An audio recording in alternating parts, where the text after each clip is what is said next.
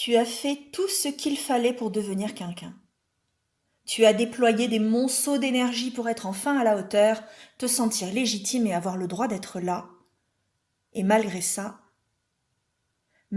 tu te sens vide, condamné à faire semblant, à faire bonne figure en société. Et plus tu t'acharnes pour essayer d'avoir enfin une place à toi, plus tu as le sentiment d'étouffer de l'intérieur et d'être littéralement absent de ta propre vie. Autrement dit, tu souffres de ce qu'on appelle le syndrome de l'imposteur. Tu ne te sens jamais à la hauteur, malgré tes succès, et tu te caches derrière un masque, tout en crevant de peur à l'idée que quelqu'un découvre à quel point tu n'es qu'une supercherie. On te dira un peu partout que c'est lié à un manque d'estime de toi, et qu'il suffit de te tenir bien droit et de te redorer l'image tous les matins en récitant des mantras positifs devant ton miroir, et j'ai bien peur que ça ne suffise pas. Pourquoi, me diras-tu ? Parce que le syndrome de l'imposteur n'est pas seulement le résultat de ton histoire personnelle. Si tant de gens aujourd'hui sont concernés, c'est aussi et surtout parce qu'une telle souffrance est révélatrice d'une époque, d'une culture, d'un ensemble de mythes qui influencent notre regard à tous sur ce qu'est un humain et ce qu'on peut attendre de lui. Tu pourras réciter tous les mantras positifs de la Terre pour te donner du courage avant d'aller travailler, tant que tu ne comprendras pas quels sont les enjeux culturels qui déterminent le regard que tu poses sur toi-même et sur les autres, aucun lustrage superficiel ne pourra jamais te faire sortir de derrière ton masque. Pour commencer, si tu as grandi en Occident et que tu continues d'y travailler, alors la vision que tu as d'un humain est fortement influencée par le mythe du progrès perpétuel et de la mesure qui va avec.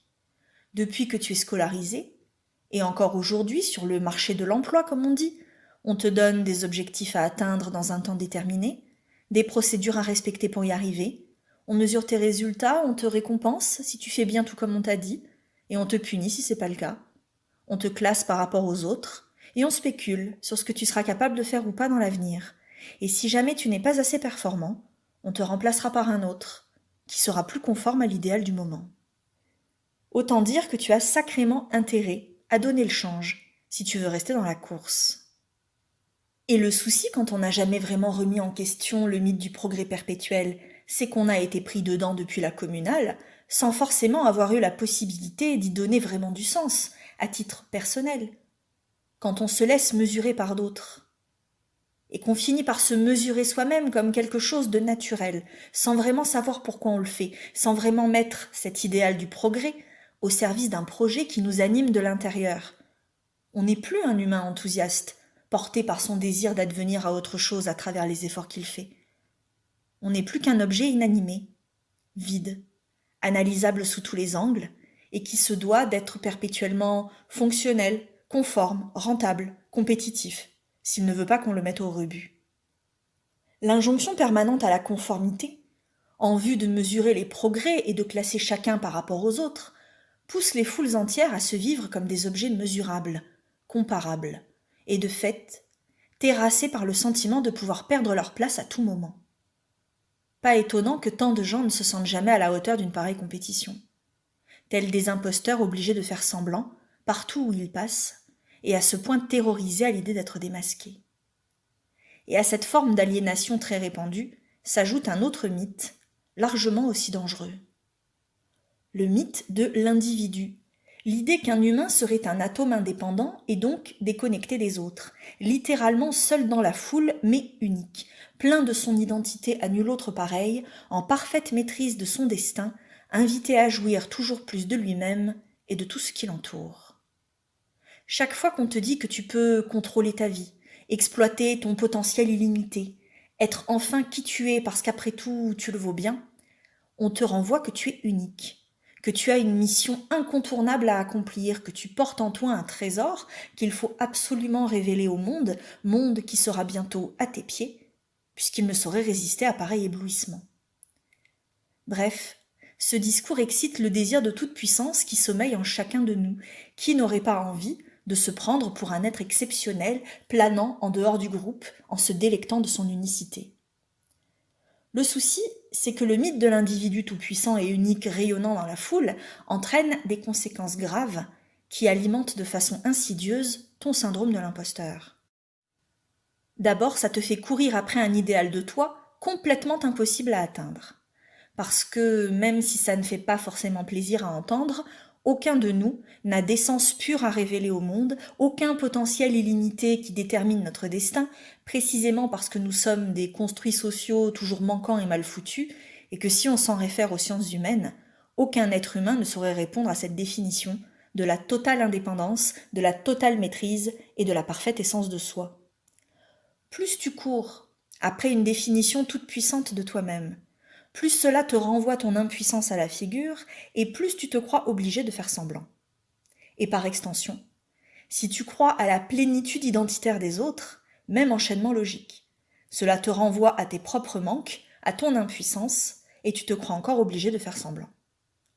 Croire à l'unicité individuelle, la tienne ou celle des autres, cela te pousse à te déconnecter de ta propre humanité et de la communauté des humains. Tu te retrouves à avoir le sentiment d'être un imposteur, pas uniquement en tant que professionnel jamais assez performant, mais cela touche aussi ta capacité à te penser et à te vivre comme un membre à part entière de l'humanité. Et il y a encore pire que ça. Le mythe du progrès mesurable, qui permet de classer les gens d'un côté, et le mythe de l'individu, qui permet de croire qu'on peut rayonner dans la foule de l'autre, ne sont pas seulement aliénants en eux-mêmes, ils forment à eux deux un véritable paradoxe, un piège mental qui finit par rendre dingue, parce qu'il s'agit de deux ordres contradictoires, à la normalisation d'un côté et à l'unicité de l'autre. C'est donc ce qu'on appelle une injonction paradoxale, où aucune place n'est vraiment tenable sur la durée. Aucune de ces deux options ne peut être assumée pleinement, parce que si tu réponds à l'une, tu trahis forcément l'autre. Si tu choisis de te conformer pour être bien classé dans la compétition, tu n'es pas unique. Tu n'es pas toi-même, comme on dit. Et si tu crois à ton individualité unique, tu n'es pas comparable aux autres, tu es inclassable, ce qui fait de toi quelqu'un de littéralement anormal. Bref, c'est un piège, où quoi que tu fasses, on peut toujours te reprocher quelque chose, de n'être pas assez normal ou de n'être pas assez unique. Quand tu te regardes, soit comme un objet mesurable jamais assez comme il faut, soit comme un être exceptionnel qui va bientôt aveugler la foule de sa lumière, tu es condamné à ne jamais pouvoir te penser comme un humain, juste comme un humain digne d'être là, en tout cas autant qu'un autre. Entre l'impuissance de l'objet et la toute-puissance de l'individu déconnecté du groupe, tu n'as jamais vraiment accès à ton pouvoir réel, ton pouvoir d'humain relié aux autres, ce fameux pouvoir d'agir dont parle Paul Ricoeur, celui qui te rend à la fois capable et reconnu des autres pour cela. Bref, tout ce qui te permettrait de sortir de ton sentiment d'imposture. Croire que ton syndrome de l'imposteur est un simple manque d'estime de toi lié à une histoire personnelle douloureuse, c'est une réduction terrible de ce qui se joue. Une négation de tous les enjeux culturels qui déterminent depuis l'enfance le regard que tu poses sur toi et sur tous les autres autour de toi. Être pris dans ce paradoxe, soit unique mais soit normal, soit toi-même mais soit conforme, soit un objet impuissant mais soit un individu tout-puissant, c'est toujours révélateur d'une incapacité à accéder à son juste pouvoir, son pouvoir légitime d'humain, son pouvoir de sujet qui habite sa place dans la cité. Mais aujourd'hui ça va changer.